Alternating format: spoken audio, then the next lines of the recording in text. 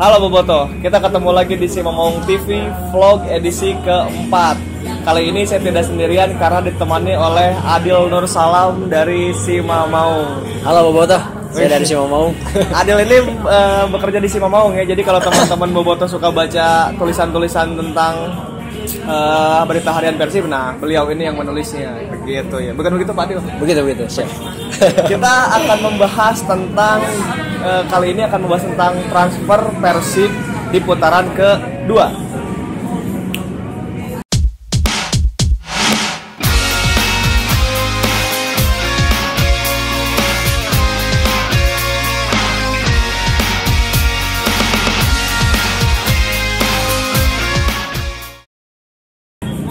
Nah, sekarang kita ngomongin tentang pemain yang masuk.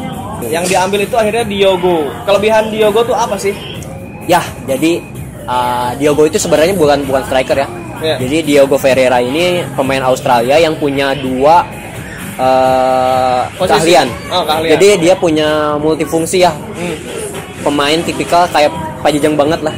Kalau diibaratkan itu kayak Ahmad Jufrianto sebelumnya, dimana dia bisa bermain di dua posisi, yaitu center back ya, sama defender midfielder. Gelandang bertahan. Ya, kasusnya kayak Vlado lagi gitu. Oh, bisa bermain di dua posisi itu. Betul. Keuntungannya kita dapat Diogo tuh apa? Menurut versinya Pak Jajang itu kenapa akhirnya dia direkrut tanpa seleksi loh? Ini tanpa seleksi loh. Betul. Jadi Pak Jajang tuh pernah berbincang-bincang ya sama kita. Kalau Pak Jajang udah punya feeling sama seorang pemain, dia pasti pilih dia gitu. Kretek. Karena mungkin dia juga adalah seorang back mungkin ya kan. Yeah. Jadi dia emang punya feeling kepada si Diogo Ferreira ini berdasarkan feeling, terus berdasarkan historisnya di klub gitu. Bahkan dia pernah satu klub sama Sergio Van Dijk waktu di Australia sana ya. Main di Australia gitu. Belum. Jadi pernah ketemu sama si pernah ketemu lah ya di Liga Australia. Pernah ketemu sama di Liga Australia. Okay. Dan dia nanya ke Sergio, gimana mainnya si Diogo ini? Ini the best. Kata Sergio. Oke, jadi the best. Alasannya adalah karena reputasi si Diogo ini dinilai mumpuni dan bisa memainkan dua posisi. Betul. Habis gitu visinya gimana?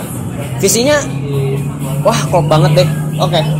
Dia punya visi dari passing ya. Ya, passing.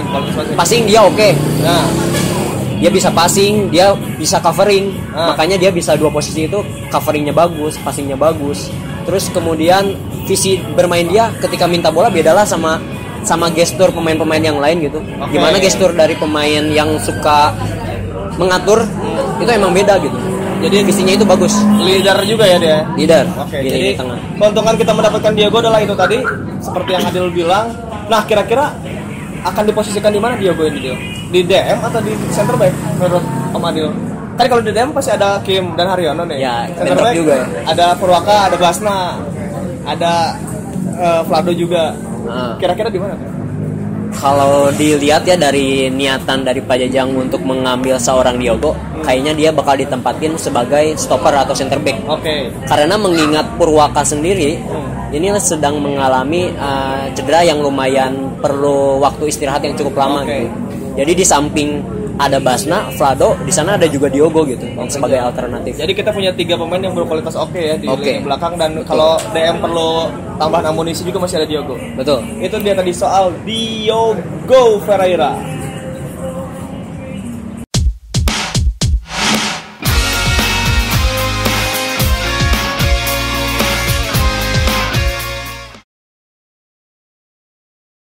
Nah, sekarang pembahasan terakhir soal Marcos Flores nih, Pak Adil.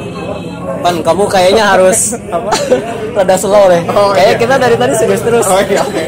Kok saya diajarin sama dia ya? Oke, sekarang Marcos Flores. Kenapa akhirnya gelandang? Kan Pak Jajang nyari striker. Ya. Kenapa datang gelandang? Kamu mau beli tempe, datang tahu, cek kumaha eta kumaha. Ya, jadi ini emang jadi pertanyaan besar ya dari Boboto, dari pengamat, bahkan dari kita sebagai wartawan gitu. Jadi mengapa Pak Jajang akhirnya mengalihkan fokus kepada Flores? Itu kejadiannya ketika pertandingan melawan Barito Putra sama terutama PSTNI. Barito dan TNI nih titik baliknya nih. Titik baliknya Oke, itu siap. membuat Pak Jajang lebih berpikir ulang gitu. Ini pemain depan udah mulai tajam nih. Sergio udah 2 gol. Waktu lawan Barito TNI, dia udah nyetak 2 gol kan. Iya. Di sana dia melihat titik balik comebacknya Sergio Van Dijk gitu Pak Jajang. Ya. Nah, jadi sehingga ia memikirkan untuk menggait pemain yang lebih ia bidik gitu dari dulu. Jadi Marcos Flores ini adalah pemain yang dibidik dari dulu oleh Pak Jajang. Oke, inceran lamanya Pak Jajang. Ya betul. Jadi emang Marcos Flores ini adalah incaran lamanya Pak Jajang ketika Marcos bermain di Cos Mariners. Ya, Central Dulu Cos Mariners. dulu main di Menpora Cup. Dia ngegolin juga ke gawang Persib ya. Betul.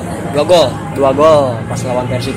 Jadi alasannya adalah si Sergio ini udah mulai tajam juga. Kita kalau ada 2 striker yang bermutu bingung juga kali ya. Betul. Pak Jajang pernah bilang kayak gitu. Takut bentrok gitu. Jadi emang kalau Pak Jajang ngambil lagi 1 striker, dia jadi bingung. Kedatangan Marcos Flores sendiri kan posisinya tuh bentrok nih sama si posisi Robertinho Pugliara. Itu nantinya bakal gimana tuh, Pak Adil? Kok Pak sih? Ya jadi emang di satu posisi sama Robertinho itu Marcos Flores itu emang ada Robertinho ya. Iya. Jadi emang Pak Jajang ini emang lihai ya dalam ya mengolah Taktik strategi gitu. Jadi rencananya Pak Jajang pernah bilang kalau timnya itu akan ada kompetisi di dalam tim. Oke. Ya. Jadi emang ada kompetisi di dalam tim di mana Marcos Flores nantinya sama Robertinho harus menunjukkan kemampuannya secara maksimal. Tapi ada satu lagi, Pak. Apa tuh? Apa tuh? Banyak rahasia juga ya sama Adil ini ya. Jadi Pak Jajang juga bakal melakukan strategi baru atau skema baru untuk menduetkan kedua pemain tersebut. Oh, jadi justru kedatangan Flores itu bukannya ngegeser, malah bisa main bareng. Bisa main bareng. Robertinho, Flores.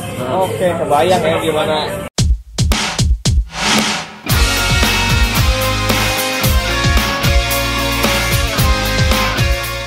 Jadi malah kedatangan Marcos Flores ini bisa diduetkan dengan Robertinho Pugliara. Itu suatu keuntungan ya. Sebuah keuntungan banget. Dimana kita mengingat tahun lalu ketika juara, dimana ada Konate dan Firman Utina. Oke, 2 pemain kreatif. Oke, jadi ada Flores, ada Robertinho, ada Sergio Van Dijk, pemain-pemain kreatif nih. Di belakang ada Diogo, ada Vladimir juga.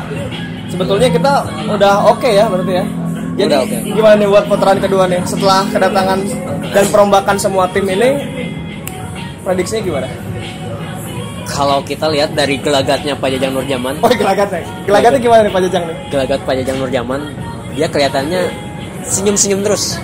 Senyum-senyum apa? Optimis? Senyum-senyum mengarah ke optimis. Oke. Jadi Pak Jajang pede nih. Jadi pede gitu. Minimal bisa naik peringkat lah ya dari posisi 7 sekarang. Oke. Jadi itu dia maksud dan tujuan perombakan tim di putaran 2 ya. Betul. Optimis, Boto-Boto juga tetap optimis.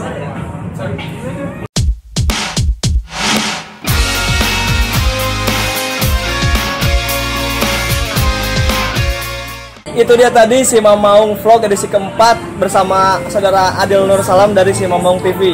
Berhubung ini belum ada nama acara dan programnya, jadi teman-teman bisa di kolom komen tuh kasih usulan nama program.